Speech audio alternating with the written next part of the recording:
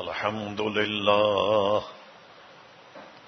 لله نحمده ونستعينه ونستغفره ونؤمن به ونتوكل عليه ونعوذ بالله من شرور أنفسنا ومن سيئات أعمالنا من يهده الله فلا مضل له ومن يضلله فلا هادي له ونشهد أن لا إله إلا الله وحده لا شريك له ونشهد أن سيدنا ومولانا محمدا عبده ورسوله أرسله بالحق بشيرا ونذيرا صلى الله تعالى على خير خلقه سيدنا محمد وآله وصحبه أجمعين أما بعد فأعوذ بالله من الشيطان الرجيم بسم الله الرحمن الرحيم هو الذي أرسل رسوله بالهدى ودين الحق ليظهره على الدين كله كفى بالله شهيدا صدق الله مولانا العظيم وصدق رسوله النبي الكريم إن الله وملائكته يصلون على النبي يا أيها الذين آمنوا صلوا عليه وسلموا تسليما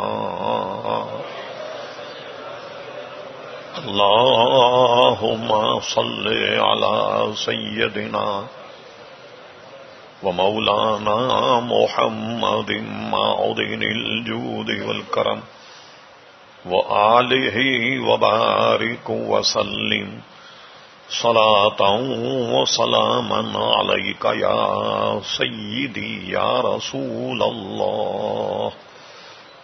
معزز علماء کرام، حاضرین مجلس، عزیز طلبہ، نہایت ہی مختصر حمد و صلات کے بعد اس فقیر حقیر نے آپ کے سامنے قرآن مجید فرقان حمید کی ایک بہت ہی معروف آیت مقدسہ تلاوت کرنے کا شرف حاصل کیا. قبل اس کے کہ کچھ عرض کیا جائے، اللہ تبارک و تعالی سے دعا فرمائیں کہ وہ اپنے پیارے حبیب لبیب نبی کریم علیہ وآلہ افضل الصلاۃ و تسلیم کے صدقے و طفیل مجھے حق کہنے کی توفیق عطا فرمائے.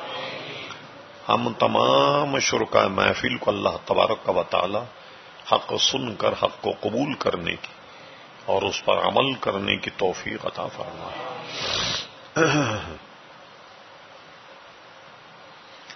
آج کا عنوان نہایت اہم ہے،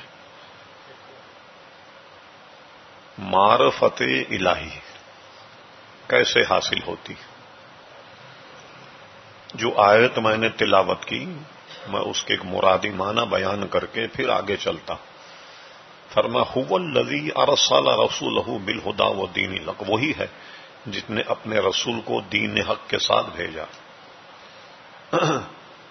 تو اگر رب کریم اپنا نام لیتا کہ وہ رب ہے جس نے اپنے حبیب کو بھیجا ہے، وہ اللہ تبارک و تعالی ہے جس نے دین حق کے ساتھ اپنے حبیب علیہ السلام کو بھیجا، اپنا نام نہیں لیا. هو الذی، وہی ہے. اب وہ کون ہے؟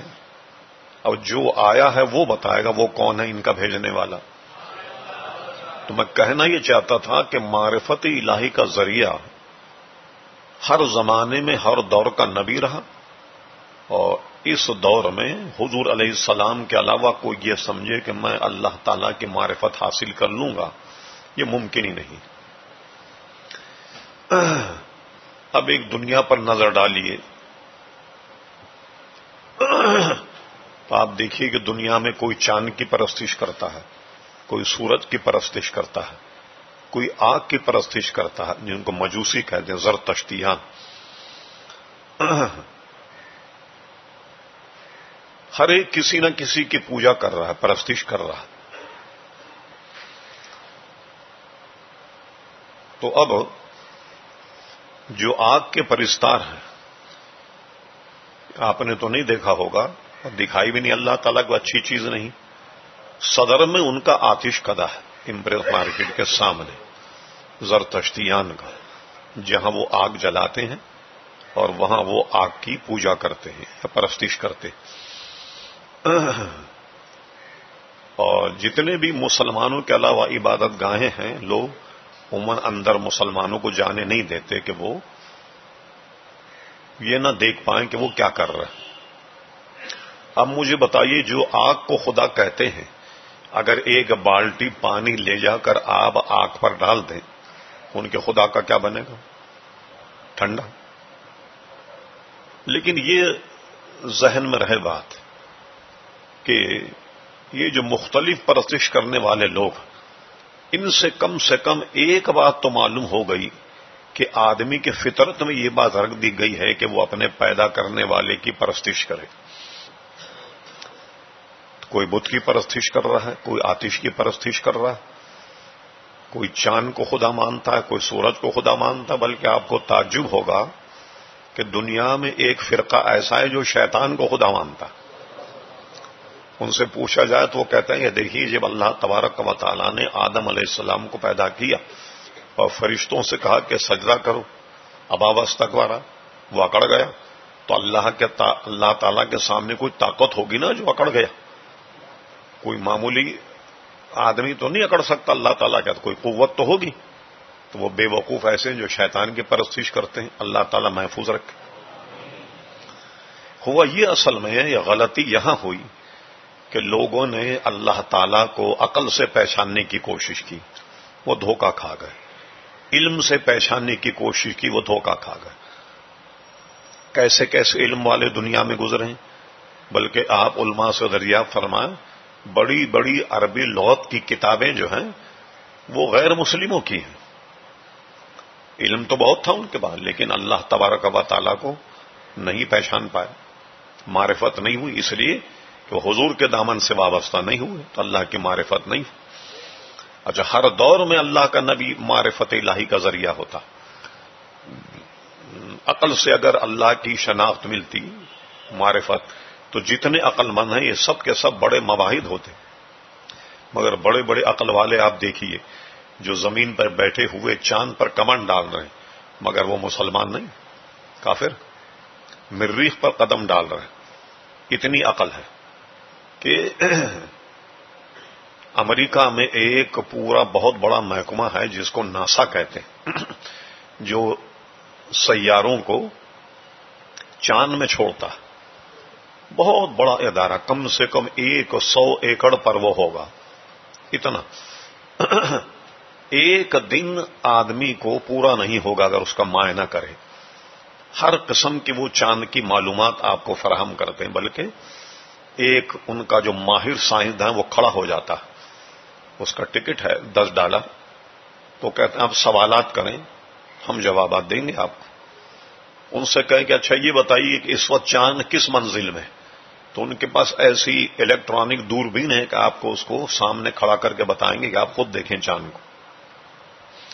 اور جتنی گاڑیاں چاند میں اتری وہ سب انہوں نے رکھی ہوئی، چاند سے جو لے کر کے آئے پتھر بجری وہ بھی سب انہوں نے نمائش کے لیے رکھی ہوئی، جا کے آپ کو یقین ہو جائے کہ یہ محکمہ جو ہے وہ چاند میں جو سیارے بھیجے جاتے ہیں وہ پورا محکمہ یہی کام کرتا ہے، ہزاروں اس کے ملازمین ہیں۔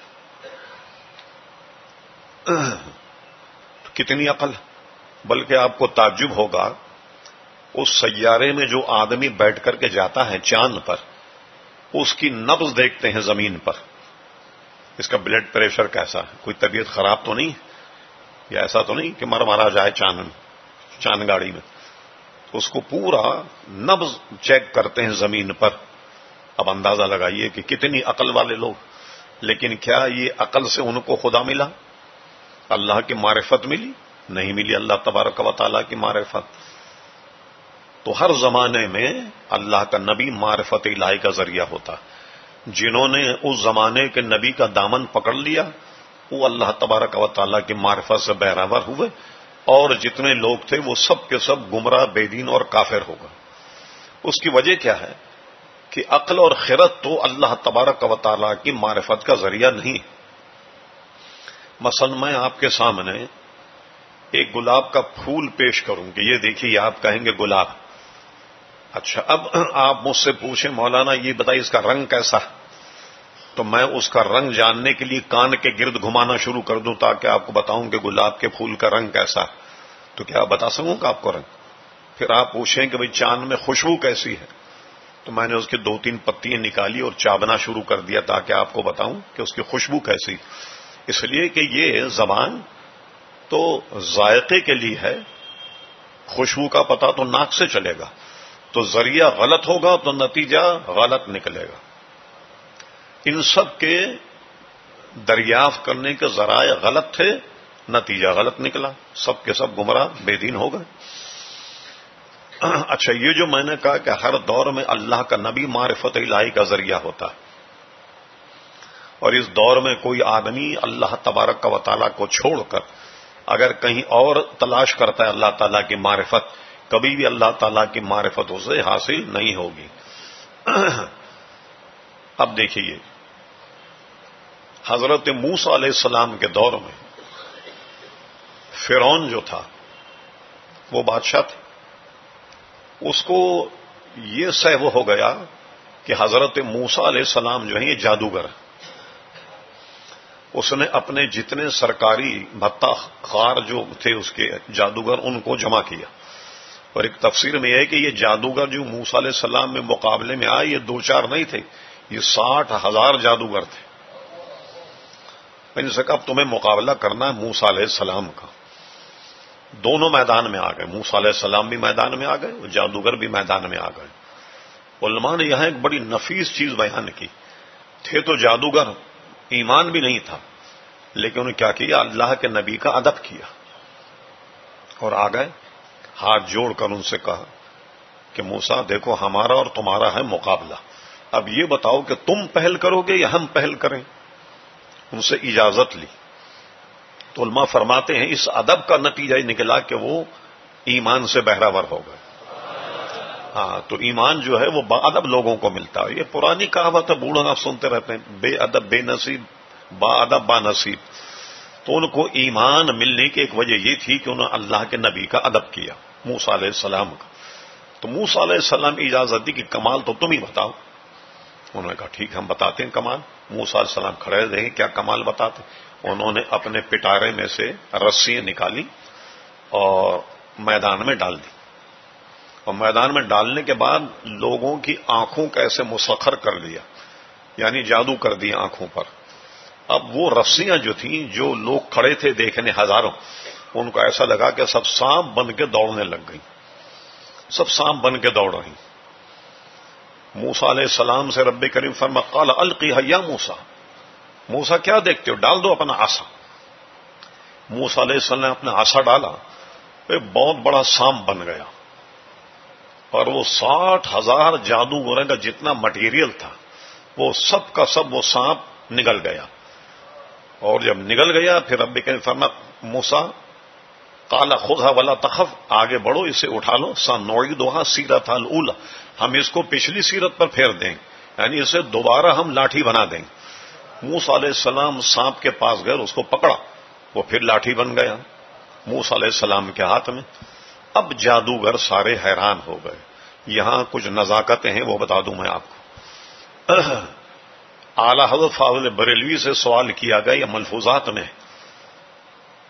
یوں سمجھنے اس کو، ایک ہے قدرت، اللہ کی قدرت سے کوئی بات جو ہے خرق عادت پیش آئے. اچھا، ایک ہے استدراج. وہ کیا ہے؟ یہ جو جادوگر ہیں یا جو دیندار لوگ ہیں کبھی کبھی ایسا کمال بتائیں گے آپ کو کہ جو عادت کے خلاف. سمجھ گئے؟ اچھا، ایک ہے کرامت.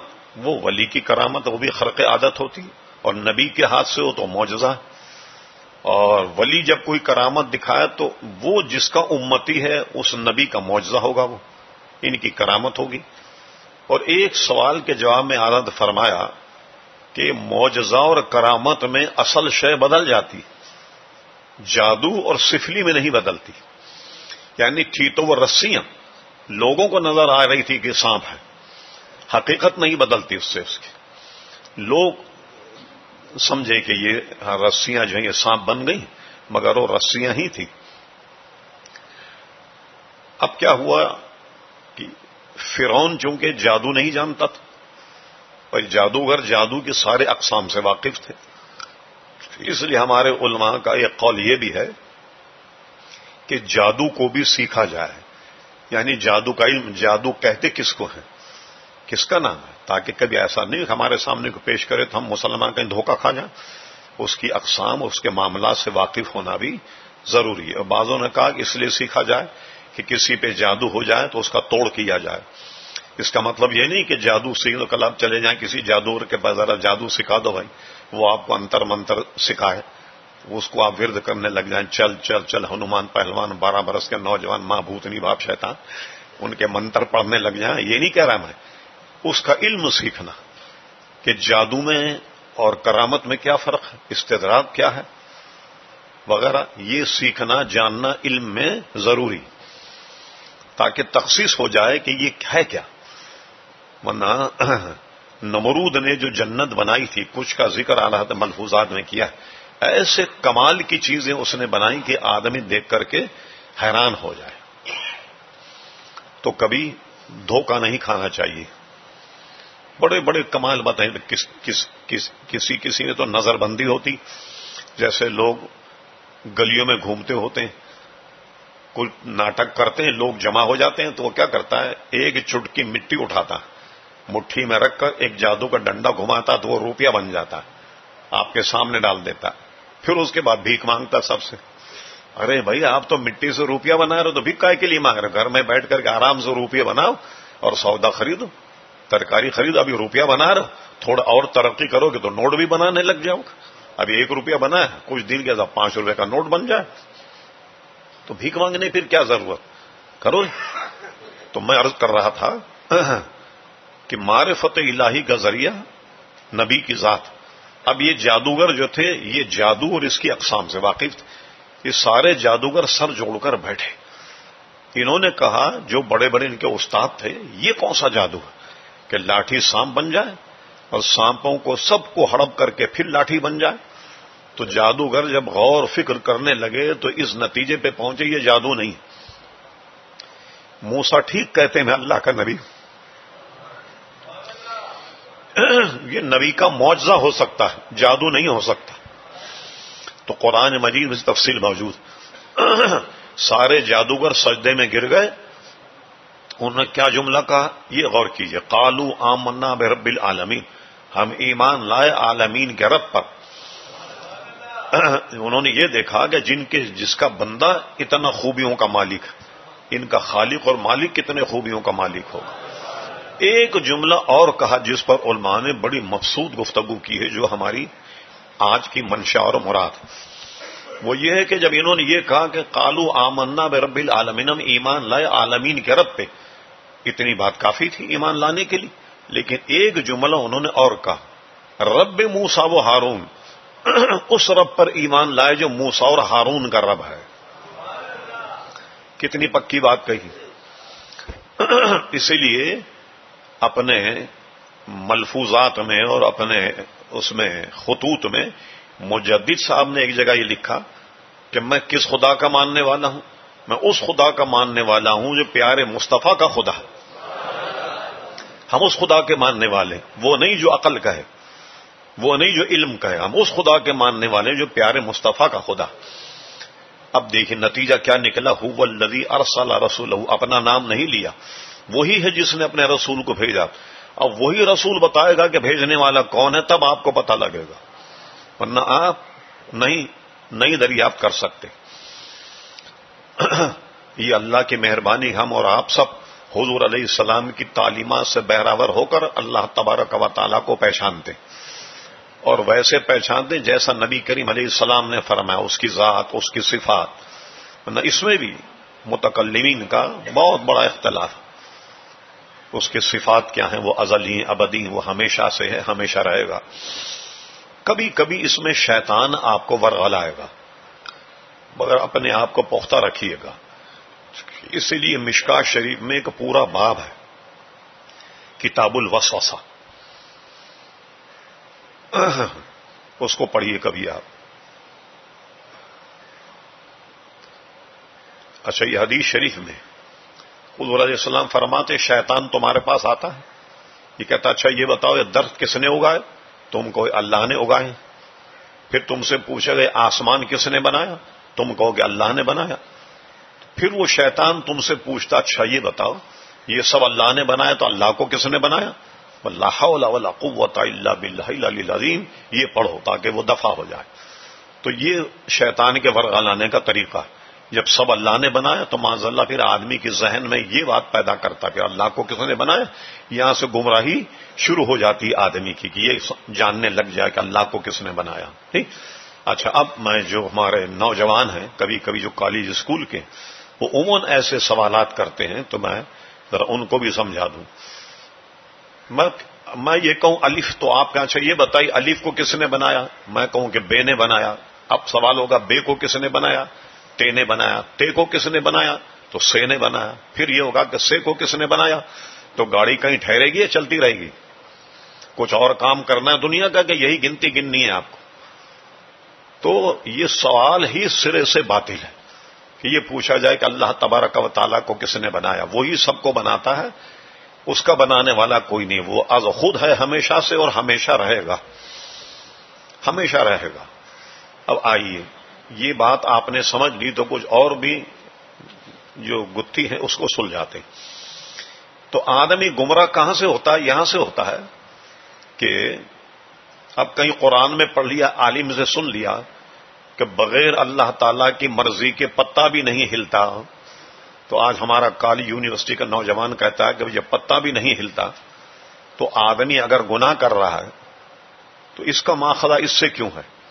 اس کی کیوں پوچھ ہوگی اور اس سے عذاب ہوگا جب بغیر حکم خدا ایک پتا بھی نہیں ہلتا. معاذ اللہ ہم جو گناہ کر رہے ہیں یہ اللہ تعالی ہم سے کروا رہا ہے. یہ گناہ چھوڑنے کی طرف ذہن نہیں جا رہا، ادھر ذہن جا رہا ہے. شیطان انہیں کہاں لے جا رہا؟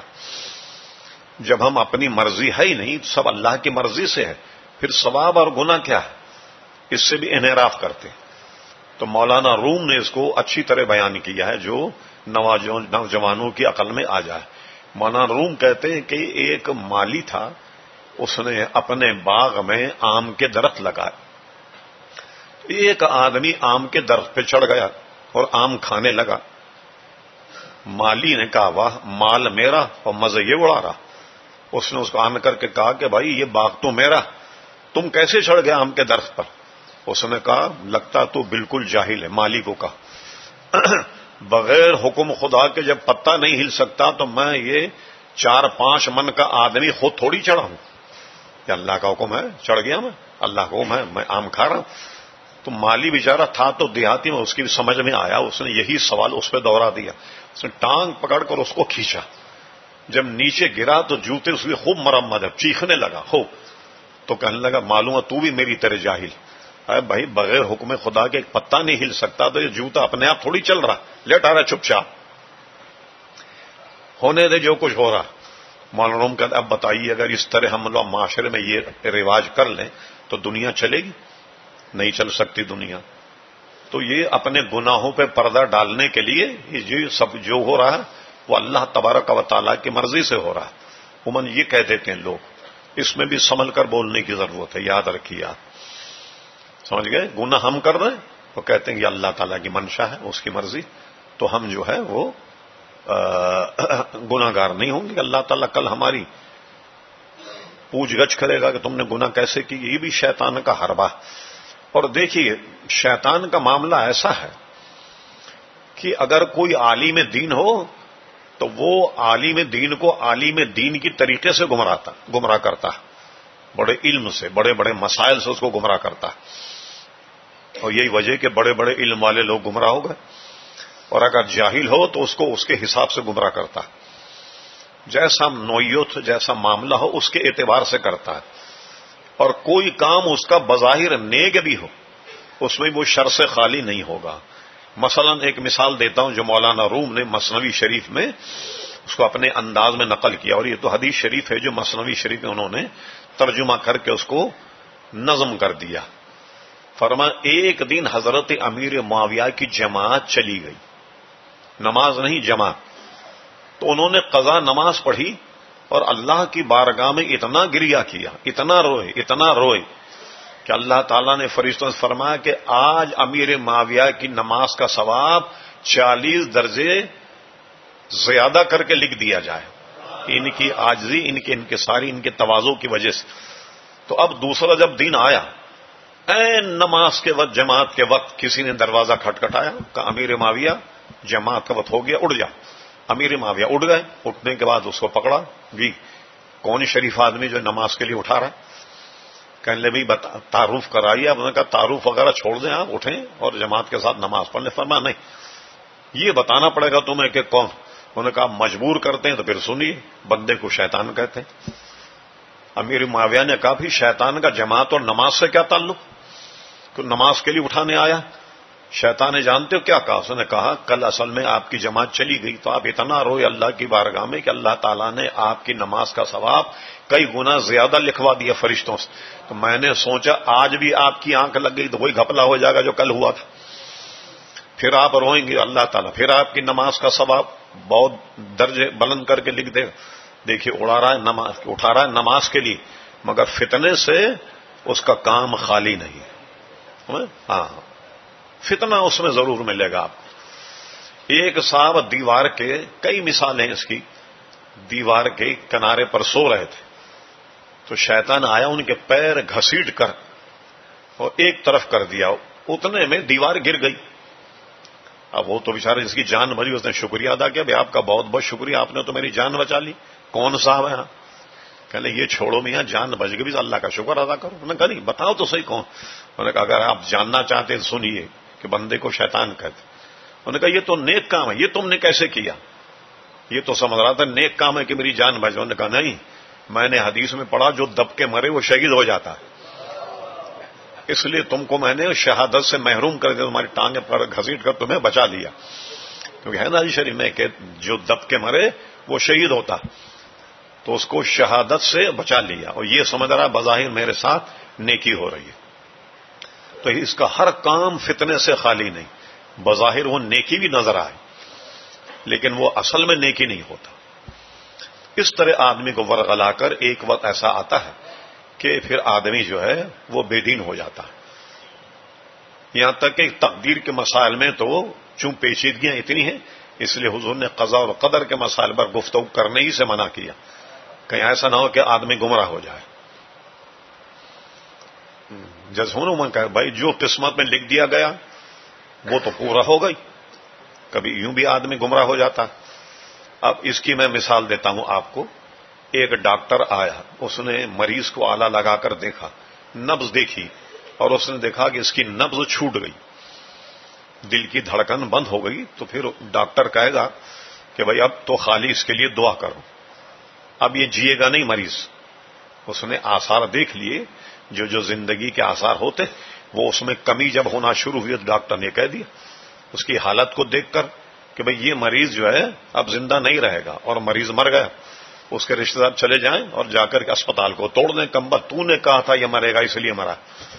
کیا کہیں گے آپ؟ بھائی ڈاکٹر کہے گا میں نے نبض دیکھ کر کے دیکھا کہ اس کی نبض چھوٹ گئی، میں نے اپنے میڈیکلی اصول سے بتا دیا کہ یہ تو زندہ نہیں رہے گا اس لیے کہ اس کے دل کی دھڑکن بند ہو گئی. تو آپ ڈاکٹر کو تو نہیں ماریں گے. ایک انجینئر آپ کو کہتا ہے ایک پل بنا ہے یہ 100 سال کے لیے کارآمد رہے گا. ٹھیک ہے، وہ دیکھے گا، اس کو پڑھایا ہی جاتا ہے، سیمنٹ اتنا ہے، کنکریٹ اتنا ہے، سریا اتنا ہے، تو کب تک چلے گا؟ 100 سال تک. اچھا 100 سال میں پل اگر ٹوٹ جائے تو کیا انجینئر کا سر پھاڑ دیں گے آپ کہ تو نے کہا تھا 100 سال چلے گا اس لیے ٹوٹ گیا؟ اگر تو کہتا ہے 1000 سال چلے گا تو 1000 سال چلتا. وہ کہے گا بھائی یہ ٹوٹنے والا تھا 100 برس میں، اس کی سختی اتنی تھی تو میں نے بتا دیا آپ. تو ڈاکٹر بھی یہی کہے گا یہ مرنے والا تھا تو میں نے بتا دیا. نہیں کہیں گے آپ تو نے کہا اس لیے مر گیا. تو اب یوں سمجھ لیں آپ اس کا ترجمہ، کبھی غور سے اس کو سنیے آپ. جو اللہ نے لکھ دیا وہ ہم نہیں کر رہے، جو ہم کرنے والے تھے وہ اللہ نے لکھ دیا. ہاں وہ تو عالم الغیب ہے، جو ہم کرنے والے تھے وہ اس نے لکھ دیا. تو آپ اس کو الٹ دیں ذرا کہ جو اس نے لکھ دیا وہ ہم نہیں کر رہے، جو ہم کرنے والے تھے وہ اس نے لکھ دیا. اور اگر اس کو نہ مانے آپ تو پھر کہہ لیجیے بنانے والا تو وہ اس کو معلوم نہیں کہ بندہ کس وقت کیا کرے گا اور کیسے کرے گا. تو اس سے اپنے آپ کو سنبھالنے کی کوشش کریں تاکہ لادینیت جو ہے اس سے کم جان چھوٹ جائے. اور یہ کب ہوگا؟ اللہ کے نیک بندوں کے پاس بیٹھیں، قرآن کی تلاوت کریں، اپنی دینی کتابوں کا مطالعہ کریں، اور اگر کہیں مل جائے کامل شیخ تو اس کی خدمت میں بیٹھا کریں تاکہ شیطان سے محفوظ ہو جائیں. سمجھے؟ اعلی حضرت یہ واقعہ بھی ملفوظات میں نقل کیا. حضرت امام راضی رحمت اللہ تعالی علیہ کے شیخ تھے حضرت نجم الدین کبریٰ رحمت اللہ تعالی علیہ. امام راضی نے بڑے مناظرے کیے، تو ضرب المثل بنے ہوئے دونوں، امام راضی امام غزالی، کتنے بڑے علماء تھے. عین وصال کے وقت میں شیطان آ گیا امام راضی کے پاس. کہنے لگا راضی اب یہ بتا، تو بڑے مناظرے کیے، کیا دلیل ہے اللہ تعالیٰ کے ماننے کے لیے؟ انہوں نے ایک دلیل پیش کی. اب شیطان سے بڑھ کر کوئی پڑا ہوا تو نہیں.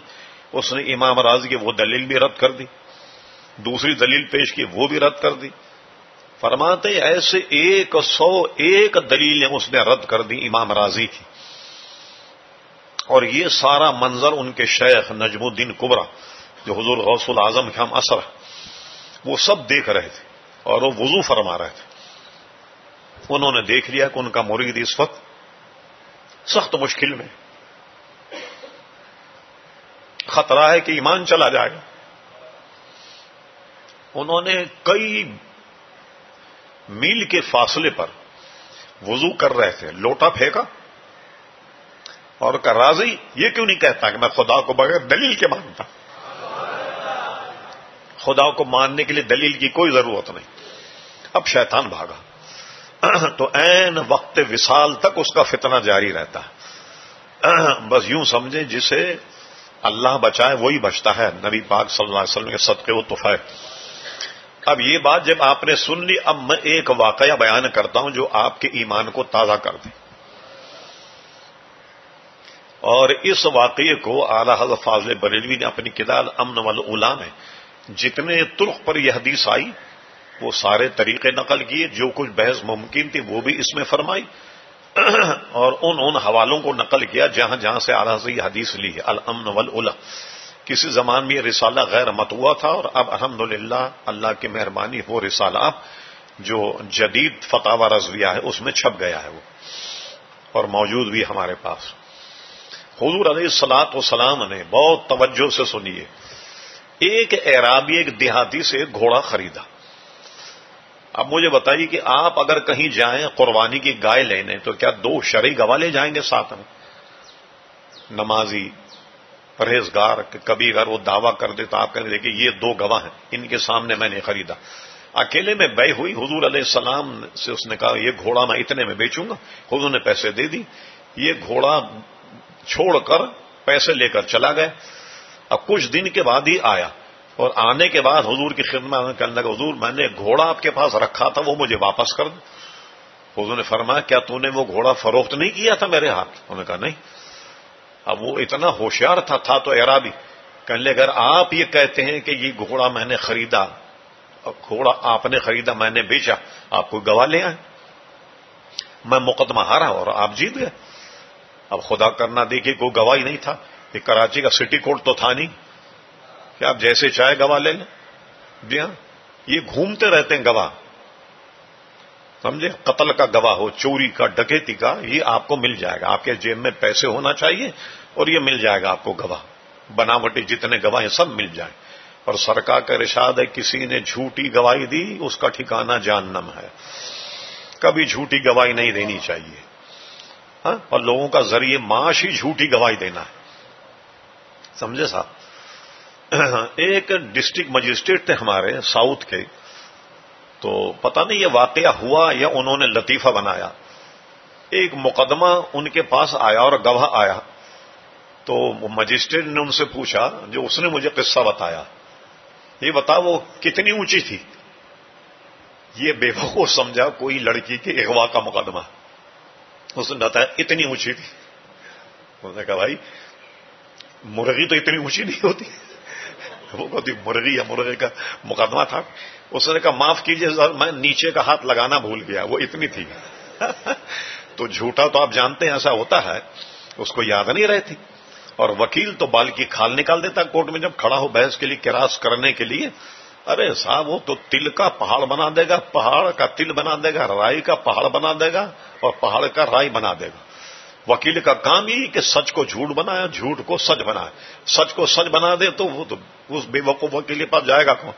کہے گا ہاں صاحب اس نے قتل کیا، چڑھاؤ اس کو پھانسی پہ. تو اس کو کون کرے گا وکیل؟ وہ تو بھوکا ہی مرے گا. وہ تو وکیل کا کام یہ کہ جھوٹ کو سچ بنا دے، سچ کو جھوٹ بنا دے. تو ہمارے یہاں یہ کورٹ میں باضابطہ اس کے ایجنٹ پھرتے رہتے ہیں کیسا گواہ چاہیے. یہی وجہ ہے کہ بنیادی طور پر پورے پاکستان کے ججوں نے یہ طے کیا کہ سزا کیوں نہیں ملتی ملزم کو. عموماً ہوتا آتا ہے نا، وہ اس لیے نہیں ملتی کہ پولیس اپنے جو گواہ بناتی ہے تو جج کبھی بھی پولیس کو بطور گواہ تسلیم ہی نہیں کرتا. وہ آئے کہتا جاؤ تم جاؤ، کوئی سول آدمی ہو وہ گواہی دے، اس کی گواہی مانتا ہے جج. پولیس کی گواہی نہیں مانتا. یہ ملنی بھگت کر کے کسی کو مورد الزام قرار دے کر اس کو ٹنگوانا چاہتے ہیں. کبھی پولیس کی گواہی نہیں مانتا جج، بھگا دیتا ہے اس کو. اور یہی وجہ کہ ہمارے یہاں کسی کو سزا نہیں ہوتی. ایک تو جان کا مسئلہ ہے کہ آدمی وہ جائے گواہی دینے، وہ بیچارہ بچتا ہے. ایک تھے نبی بخش جنیجو، سیشن جج تھے. ان کے کورٹ میں ایک قاتل، ایک ڈکیت آیا تو جج نے اس کو ڈانٹتے ہوئے کہا، یہ میں قصہ اس لیے بول رہا ہوں کہ نبی بخش جنیجو کا لڑکا، اس کا نام تھا فرحان جنیجو. تو والد کے مرنے کے بعد گورنمنٹ نے ان کے نوازش کر کے اس کو ایس ڈی ایم بنا دیا تھا. اس سے ہماری کوئی دعا سلام تھی، اچھا سنی بندہ تھا وہ. تو جج نے کٹہرے میں اس کو کہا کہ تم جانتے ہو اس کی سزا کیا ہے؟ اس کی سزا موت ہے. اس چور نے کہا، کہتے ہیں نا چوری اور سرزوری. اس نے کہا جناب موت کی سزا تو آپ دیں گے جب زندہ رہیں گے. آپ زندہ ہی نہیں رہیں گے آپ تو کس کو دیں گے موت کی سزا؟ اور یہی ہوا. جب وہ اپنے کورٹ سے نکلے لائٹ ہاؤس کی طرف سے روڈ میں، یہاں سے جج جاتے فائرنگ کر کے ان کو ہلاک کر دیا گیا. مجھے چلے گئے، مقدمہ پورا سننے سے پہلے ہی چلے گئے. اب کہا کہ سزائے موت تو آپ جب دیں گے نا جب زندہ رہیں گے، ہم آپ کو زندہ ہی نہیں چھوڑیں گے تو اب سزائے موت کیا دیں گے؟ اس طریقے سے چھوٹ جاتے ہیں کہ گواہ جو ہیں ان کی کوئی سیفٹی نہیں ہے، کوئی ان کی نگرانی نہیں ہے. تو آپ کون آدمی اپنی جان دے وہاں جا کر کے؟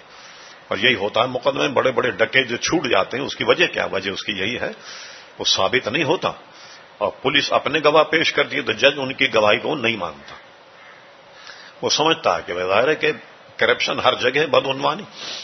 یہ لے آئے کسی غریب کو پکڑ کر کے سزا دلوانا چاہتے ہیں. اور ایسا ہوتا بھی ہے ہمارے یہاں کہ پیسے اگر نہیں دیں تو مقدمہ بن جاتا آپ پہ لمبا چوڑا. جی ہاں. اور ایک مرتبہ ضیاء الحق صاحب نے شرعی عدالتیں لگائی تھیں. اس کو میں نے قریب سے دیکھا اور جا کر ان کے ججمنٹ سنے بھی میں نے کورٹ میں. اب تماشا دیکھی کیا ہے، شرعی عدالت لگ گئی. اب کیا ہوتا، شرعی عدالت جو ہے وہ یہ آرڈر دیتی کہ چوری ثابت ہو اس کا ہاتھ کاٹا جائے. اب یہ عدالت جو ہے کس کام کی؟ چور کا ہاتھ کاٹا جائے. اب وہ جس لیول کی وہ بینچ ہے، جیسے صوبائی لیول کی ہے، کراچی میں اگر شرعی عدالت نے ہاتھ کاٹنے کا حکم دیا ہے تو ہائی کورٹ سندھ سے وہ اسٹے لے لیتا. لیجئے، ہائی کورٹ نے اس کو اسٹے آرڈر دے دیتا. ایسے شریعت بینچ کا فائدہ کیا ہوا بھائی؟ حالانکہ سپریم کورٹ بھی تھا شریعت بینچ کا، لیکن جب دوسرا سپریم کورٹ جو ہے وہ اگر آپ کو اسٹے دے دے تو شریعت کے مطابق جو سزا ہے وہ تو آپ کو ملی نہیں، تو کیا فائدہ ہے شرعی کورٹ کا؟ پھر اس کے بعد پولیس والے کیا کہتے ہیں؟ جب کوئی پکڑا جائے تو دیکھتے اس کی سزا شریعت میں بڑی سنگین ہے، اس کو پوچھتے بتاؤ تمہارا چالان کس میں کیا جائے، شریعت کے کورٹ میں کیا جائے یا طریقت کے کورٹ میں کیا جائے؟ پوچھتے تھے. تو اب وہ شریعت کی سزا اگر زیادہ ہو تو پیسے کھلا کر کہتا ہے بھائی یہ تعزیرات پاکستان میں کر دے، میرا چالان دے دلا کر کے چھوٹ جاؤں گا. تو پولیس والوں نے الگ کمایا شریعت بینچ پر. تو یہ ہوا ہم شریعت بینچ کا ہمارے یہاں جو معاملہ ہوا، ایک مذاق بنا دیا لوگوں نے. اور پھر اس کے بعد اس کا مذاق الگ ہے جو میڈیا پہ بھی اڑایا گیا، اخباروں میں بھی. سنگسار کرنے پر ایک لمبی گفتگو ہو گئی، اور یہ اپنے آپ کو مسلمان کہلانے والے یہ کیا کرتے تھے؟ ان کے بیانات سنے. انہوں نے کیا کیا، ایک ڈرامہ یا کہ فلم بنائی سنسار کے مسئلے کو گڑبڑانے کے لیے. پہلا پتھر کون مارے گا، وہ ڈرامے کا نام یہ تھا، پہلا پتھر کون مارے گا، تاکہ شریعت کا مذاق اڑایا جائے کہ بھائی چلو ملزم کو ہم نے کھڑا کر دیا، اب آپ میں سے کہا جائے کہ بھائی مارو پتھر. تو ایک آدمی کی فطرت ہے، وہ ایک زندہ آدمی کو پتھر اتنا مارے کہ وہ جان سے مر جائے. تو یہ آدمی کے لیے بظاہر ممکن نہیں ہے، لیکن شریعت نے اس کو ممکن بنایا کہ اس پہ بالکل رحم نہیں کیا جائے اگر سنسار ہے. اچھا، اصول کیسے متعین کہ شریعت نے؟ سب سے پہلے جو مدعی ہے وہ پتھر مارے، جس نے دعویٰ کیا ہے. اب وہ پتھر مارے گا، اگر وہ دعویٰ اس کا جھوٹا ہے تو ہاتھ روکے گا، ذرا تردد کرے گا مارنے میں، اس کو جان سے مارے ایک آدمی کو بلا وجہ. اچھا، پھر کیا ہوگا؟ اگر اس نے ہاتھ روکا، تردد ہو گیا تو حد ساقط ہو جائے گی. پھر اس کے بعد دوسرا پتھر مارے گا قاضی، جس نے اس کو سنسار کی سزا دی. قاضی مارے. قاضی نے اگر ہاتھ روک لیا جس کا مطلب اس کے فیصلے میں کوئی تردد، یعنی اس پر قدغنیں کتنی لگائی ہیں شریعت نے، لیکن لوگ اس کو غور سے مطالعہ نہیں کرتے اور شرعی جج بن گئے. اور ایک ہی رات میں جناب چیف جسٹس بھی بن گئے شریعت کورٹ کے. ایک رات میں ساری شریعت پڑھ ڈالی انہوں نے، سمجھے نا؟ تو بڑے بڑے عہدے حاصل کر لیے، لیکن سبوں نے مذاق اڑایا شریعت کا. اللہ تبارک و تعالی ہماری حالت پر رحم فرمائے. اور منع پاکستان اسی لیے تھا کہ شریعت کا قانون ہوگا. کیا پاکستان اس لیے بنا تھا کہ یہاں ہمیں اچھا مکان مل جائے گا یا پیسے اچھے کما لیں گے؟ یہ تو وہاں ہم اس سے بہت اچھی صورت میں تھے ہندوستان میں. ہم اس لیے تھوڑی آئے تھے کہ معاشی نظام ہمارا گڑبڑ. جو لوگ صدیوں سے ہندوستان میں رہتے تھے ان کو کس بات کی کمی تھی؟ وہ تو اس لیے آئے تھے کہ پاکستان میں شریعت کا نظام ہوگا تو ماشاءاللہ پھلے گا پھولے گا پاکستان. لیکن ایسا ہوا نہیں. تو دیکھیے بات طویل ہو گئی، تو میں چاہتا بھی ہوں کہ مختصر اور بات مکمل بھی ہو جائے. اب وہ کہنے لگا کہ آپ گواہ لائیے. کوئی گواہ موجود نہیں تھا. اب صحابہ کیسے گواہی دیتے جب انہوں نے یہ حدیث سن رکھی تھی کہ جو جھوٹی گواہی دے گا اس کا ٹھکانہ جہنم. ایک جمع غفیر جمع تو ہو گیا صحابہ، گواہی دینے کے لیے کوئی تیار نہیں تھا. ایک صحابی حضور علیہ الصلوۃ والسلام کے حضرت خزیمہ رضی اللہ عنہ، یہ وہاں سے گزر رہے تھے. یہ اس مجمع کو دیکھ کر کے رک گئے. پوچھا کیا معاملہ؟ دیگر جو صحابہ نے بتایا کہ یہ قصہ ہے. حضرت خزیمہ نے فرمایا اچھا یہ بتا حضور کیا فرماتے؟ کہ حضور فرماتے کہ میں نے خریدا. کہنے پہ پھر ہٹ جاؤ. سب ایک طرف کر کے آگے چلے گئے اور اس اعرابی کے سامنے کھڑ کر میں گواہی دیتا ہوں حضور نے تجھ سے یہ گھوڑا خریدا. جس پر صحابہ دنگ رہ گئے کہ جب تم وہاں موجود نہیں تھے تو تم نے گواہی کیسے دے دی کہ حضور علیہ السلام نے گھوڑا خریدا؟ اب سنیے حضرت خزیمہ نے کیا کہا.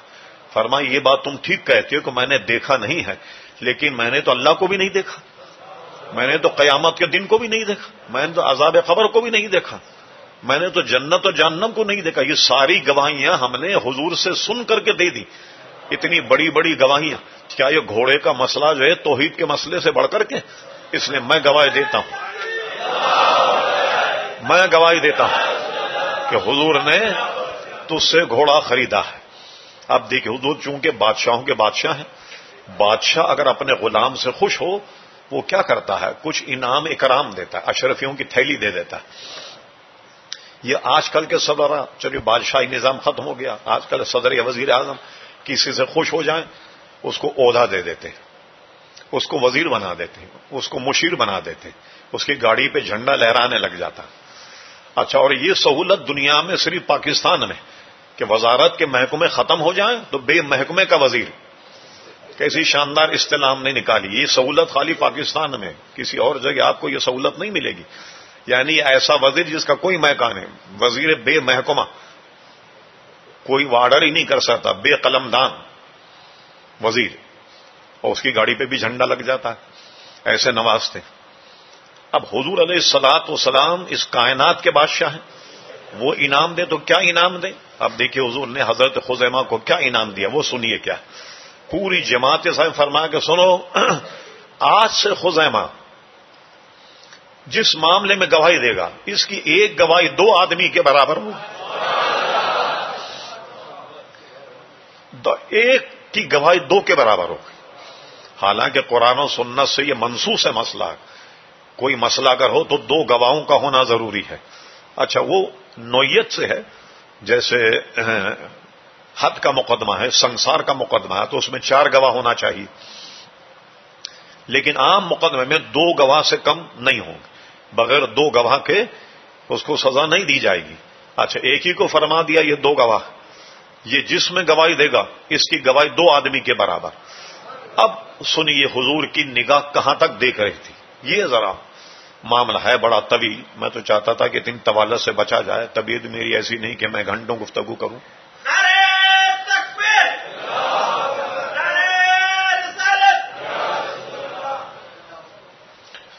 اب سنیے، ایک صحابی حضرت حذیفہ ابن یمان، بہت اولو العزم صحابی. جیسے ہر کسی بڑے آدمی کا ایک مشیر یا رازدار ہوتا، اسی طرح حضرت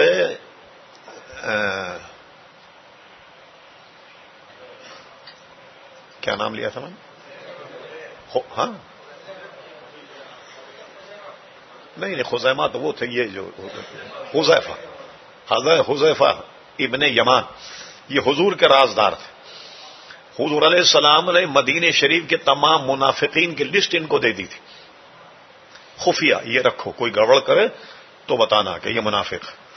اب لوگ جن کو خدا نہ خواستہ شبہ ہوتا تو حضرت حذیفہ ابن یمان کے پاس آتے، کہتے کہ بھئی ہمارا نام اس لسٹ میں تو نہیں. لوگ کہتے نہیں بھائی معاذ اللہ آپ کا نام کہاں اس لسٹ میں ہوگا. وہ جب بلاد فتح ہوئے، بصرہ، شام وغیرہ، تو انہوں نے بلاد اسلامیہ کا دورہ کیا. اب دورہ کرنے پر کیا ہوا کہ لوگوں کو دیکھا کہ قرآن کا تلفظ غلط کر رہے ہیں. اور اب بھی ہندوستان میں ایسے دیہات موجود ہیں جو قرآن مجید کا تلفظ صحیح نہیں پڑھ پاتے. اذا جاء نصر اللہ کہیں گے اجاجا، زبانیں ان کے نہیں الٹتے بیچاروں. تو اب بھی ایسے لوگ وہاں قرآن کو تلفظ غلط کر رہے تھے، حتیٰ کو عطا کہتے. یہ آئے مدینہ شریف میں، جب آئے تو اپنے گھر جانے سے پہلے حضرت عثمان غنی کے دربار میں آئے، ان سے ملے. ان سے ملنے کے بعد کہ امیر المومنین آپ اس امت کو ہلاکت سے بچا لیں. انہوں نے کہا کیا ہوا حذیفہ؟ کہا میں مختلف بلاد کا میں نے سفر کیا، بصرہ گیا، شام گیا، ادھر گیا ادھر گیا، میں نے دیکھا کہ لوگ قرآن کا تلفظ غلط کرتے. کیا کیا جائے؟ پھر طے ہوا کہ قرآن مجید کو لغت قریش کے مطابق جمع کیا جائے. جیسے قریش جس لب و لہجے میں بولتے ہیں اس میں قرآن کو جمع کیا جائے. چلیے صحابہ نے یہ قرارداد مان لی. اب ماننے کے بعد کیا کیا گیا کہ یہ کام بھی حضرت زید ابن ثابت کو سونپا گیا، جنہوں نے جنگ یمامہ کے بعد قرآن مجید کے جمع کرنے کا کام کیا تھا. تو ایک بورڈ بنا صحابہ کا، اور یہ پابندی لگا دی گئی کہ قرآن اثر نو جمع کیا جا رہا. لہذا جس کے پاس بھی قرآن کی آیت ہے کہ وہ حضور کے دربار میں موجود تھا اور قرآن نازل ہوا، وہ ایک گواہ کے ساتھ اس بورڈ کے سامنے آئے اور گواہی دے. وہ خود اور اپنے ساتھی کو لا کر کے گواہی دیتے کہ بھائی میں جب حضور کی خدمت میں تھا تو یہ آیت نازل ہوئی. تو میرے ساتھ یہ صاحب وہ بھی گواہی دیتے، ہاں میں گواہ ہوں، یہ آیت نازل ہوئی. تو یہ صاحب اس وقت موجود تھے اور یہ آیت تھی. اس کو لکھ لیا جاتا. یوں جمع ہونے کا کام شروع ہوا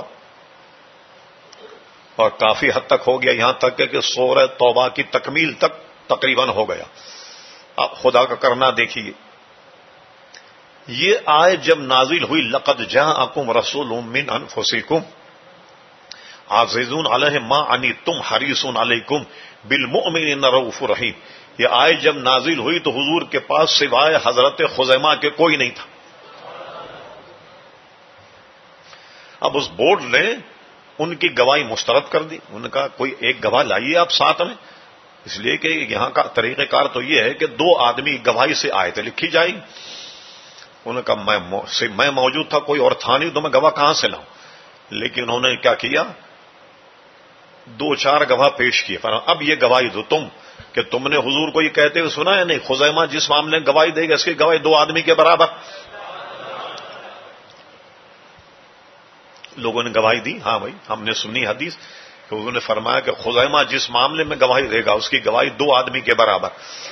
جو بورڈ تھا اس نے ان کی گواہی مان لی اور اس آیت کو درج کر لیا گیا قرآن مجید میں. ایک صفحے اول کے محقق تھے، ابھی انتقال ہوا ہے، ڈاکٹر حمید اللہ خان. پیرس میں رہتے تھے، حیدرآباد دکن کے رہنے والے تھے. اسکالرشپ لے کر فرانس گئے اور فرانس ہی میں ان کا انتقال ہوا. بہت بڑے محقق آدمی، اور کمال تو یہ ہر مکتب فرق آدمی ان کو اس دور کا محقق مانتا تھا. نواز شریف صاحب جب پہلے وزیر اعظم تھے تو ان کو سرکاری پروٹوکول سے پاکستان بلایا. ان کو بھاولپور یونیورسٹی میں 14 لیکچر دینے تھے. تو بھاولپور یونیورسٹی میں انہوں نے 14 لیکچر دیے اور ان پہ طلباء کو یہ اجازت تھی کہ کھڑے ہو کر کے جو چاہیں، جو عنوان زیر بحث اس کے متعلق سوالات کریں. اس سوالوں کے جواب بھی دے. بہت بوڑھے آدمی تھے، آواز بھی نہیں نکلتی ان کی، لاؤڈ اسپیکر بالکل منہ کے قریب کیا جاتا اور اس کے لیے لاؤڈ بھی ذرا عمدہ قسم کا لگتا کہ جس سے مجمع تک ان کی آواز پہنچ جائے. وہاں انہوں نے یہ واقعہ بیان کیا تو ایک طالب علم نے کھڑے ہو کر کے سوال کیا. میں سوچتا ہوں کہ اس کا بھی خلاصہ کر دیا جائے. اچھا یہ بتائیے کہ اگر حضرت خزیمہ وصال فرما جاتے تو قرآن نامکمل رہتا جیسے کہ شیعوں کا عقیدہ ہے. خیر انہوں نے اپنا علمی جواب دیا اور یہ کہا کہ بات یہ ہے کہ اس جمع ہونے سے پہلے ایک تو پہلے جمع ہو چکا تھا قرآن، جب مسلمہ کذاب سے لڑائی ہوئی جس میں 700 صحابہ جو حافظ تھے وہ شہید ہوئے. ایک تو اس وقت جمع ہو چکا تھا قرآن، اور وہ حضرت ام المومنین ایک روایت کے مطابق ام المومنین حضرت حفصہ کے پاس تھا اور ایک روایت کے مطابق حضرت عائشہ صدیقہ کے پاس تھا. تو آیت تو ضائع نہیں ہوتی، آیت تو موجود. پھر یہ کہ اس زمانے میں کئی صحابہ کرام حافظ قرآن تھے، جیسے حضرت عمر فاروق کے زمانے میں تراویح ہوتی اور تراویح میں قرآن مجید فرقان حمید کا ختم ہوتا. تو حافظ صحابہ کرام تو تھے، تو ضائع تو نہیں ہوتا. یہ بہن علمی انہوں نے جواب دی. تو یہ قدرت کا انتظام ہے. دیکھیے یہ ایک چیز جو ہونے والی تھی اللہ کے رسول نے پہلے اس کا انتظام کر دیا کہ ان کی گواہی 2 آدمی کے برابر ہو، اور وہ مان لی گئی اور وہ لکھ لی گئی. اس میں جو نقطہ ہے وہ یہ ہے کہ حضرت خزیمہ نے کیا نقطہ بیان کیا کہ میں نے تو اللہ کو بھی نہیں دیکھا، قیامت کو بھی نہیں دیکھا. ہم گواہی دیتے یا نہیں کہ قیامت ہے، ایک دن آئے گی اور عذاب قبر ہے اگرچہ ہم نے نہیں دیکھا، جنت ہے، جہنم ہے اگرچہ ہم نہیں دیکھا. یہ ساری باتیں ہم نے حضور کے ارشاد پر کہیں یا نہیں؟ ارشاد پر گواہی دی. جب حضور فرمایا میں نے گھوڑا خریدا، اب اس کے گواہی دینے میں کیا حرج ہے؟ حضور نے گھوڑا خریدا. یہ صحابہ کرام علیہم رضوان کا عقیدہ تھا حضور علیہ الصلوۃ والسلام کے ارشاد گرامی کے بارے میں. اس سے انداز لگائی کہ وہ کس یقین کی بلندی پر فائز تھے صحابہ کرام. ان کے صدقے میں اللہ تبارک و تعالی ہمیں اس یقین کی دولت سے مالا مال فرمائے. اللہ اکبر. تو میں نے عرض کیا کہ اللہ کی معرفت کا ذریعہ نبی ہوتا اور کوئی معرفت کا ذریعہ نہیں. ہو سکتا ہے میں نے آج تقریر کی، کچھ لوگ اعتراض بھی کرتے ہیں کہ بھئی مولانا رات یہ کہہ رہے تھے اپنے اتوار کی تقریر میں کہ اللہ کی معرفت کا ذریعہ حضور علیہ السلام کی ذات ہے اور بغیر حضور کی ذات کے اللہ کی معرفت حاصل نہیں ہو سکتی. قرآن مجید میں تو اللہ تبارک و تعالی شہرک سے زیادہ قریب، تو جو ذات انسان کی شہرک سے زیادہ قریب ہے اس کو تلاش کرنے کی کیا ضرورت؟ اس کا جواب مولانا روم نے کافی شافی اور وافی دیا. مولانا روم نے، ان کی عادت ہے کہ بڑی گتھی کو ایک حکایت میں بیان کر کے سلجھا دیتے. اب میں اس حکایت کو اردو میں بیان کرتا ہوں. ایک شخص کے پاس بہت بڑا قیمتی ہیرا تھا، بہت قیمتی ہیرا تھا. وہ سفر پر نکلا، جیسے کراچی سے اس کو حیدرآباد جانا تھا، کسی چور کی نظر پڑ گئی ہیرے پر، وہ لگ گیا ان کی ٹو میں کہ جہاں غفلت ہو یہ ہیرا نکال لیا جائے۔ تو اب کیا ہوا کہ وہ ان سے ملا چور، کہنے لگے حضرت کہاں جا رہے ہیں؟ ساز و سامان لے کر۔ کہنے لگے حیدرآباد جا رہا ہوں۔ کہنے لگے بطور خادم مجھے اب اپنے ساتھ رکھ لے، مجھے بھی وہیں جانا ہے۔ تو کیا مطلب تھا؟ بھائی ساتھ میں رہوں گا، کوئی مناسب موقع نکال کر ہیرے کو کھسکا لوں گا۔ اچھا ہیرے والا جو تھا، یہ مالدار لوگ جو پیسہ کماتے ہیں نا، ان کے پاس عقل بھی بہت ہوتی ہے، کہ مت سمجھیے کہ آپ کے ان کے پاس عقل نہیں ہوتی۔ تو وہ سمجھ گیا کہ یہ کمبخت ہیرا کھسکائے گا، چلے جناب سفر میں۔ اب جب منزل آئی تو چور نے کہا صاحب آپ تو سو جائیں آرام سے، میں آپ کے اسباب کا چوکیداری میں کروں گا، آپ آرام سے سو جائیں، جب صبح ہوگی تو میں آپ کو اٹھا دوں گا۔ ہیرے والا سمجھ گیا کہ اس کے پس پردہ کوئی منصوبہ ہے۔ اس نے کہا نہیں ہم ایسا کرتے ہیں، دیکھو تم غریب آدمی ہو، تم سو جاؤ میں جاگتا ہوں۔ اس نے سوچا کہ چلو یوں بھی تو اپنا کام ہو سکتا ہے۔ چور سو گیا، یہ ہیرے والا جاگتا رہا۔ اب صبح کا جب وقت ہوا تو اس نے کیا کہ ہیرا جیب سے نکال کر چور کی جیب میں ڈال دیا اور اس کو اٹھا دیا، کہ اٹھو بھائی اب تمہاری باری۔ چور اٹھ گیا۔ اب اٹھنے کے بعد کیا ہوا؟ سفر جاری رہا۔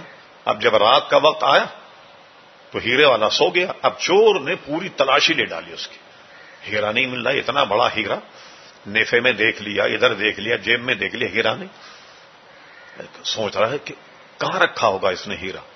مولانا روم کہتے ہیں کہ دیکھیے ہیرا تو اس کی جیب میں ہے، مگر معرفت نہ ہونے کی وجہ سے یہ ہیرے سے دور تھا۔ اللہ تعالیٰ انسان کی شہرت سے زیادہ قریب ہے، مگر معرفت نہیں ہے تو یہ اللہ تعالیٰ سے دور۔ اب جب سفر ختم ہوا اس نے کیا کہ ہیرا چور کی جیب میں سے نکالا، اپنی جیب میں ڈالا، اس کو اٹھا دیا کہ بھائی چلو حیدرآباد آ گیا، تم اپنا راستہ نہ پاؤ، ہم اپنے راستے پر چلتے۔ تو ہیرا تو مولانا روم کہتے ہیں اس کی شہرت سے زیادہ قریب، مگر بتانے والا کوئی نہیں تھا۔ اللہ تعالیٰ شہرت سے زیادہ اپنے علم و قدرت کے شان کے مطابق شہرت سے زیادہ قریب، مگر بتایا کس نے؟ پیارے مصطفیٰ صلی اللہ علیہ وسلم۔ تو معرفت حضور علیہ الصلوۃ والسلام کے بغیر اللہ تبارک و تعالیٰ کی ہو ہی نہیں سکتی۔ اور اس میں علماء کا بڑا کلام ہے، تو بہت طول طویل گھنٹوں کی یہ چیز ہے جو میں نے مختصر کر کے آپ کی خدمت میں پیش کی ہے۔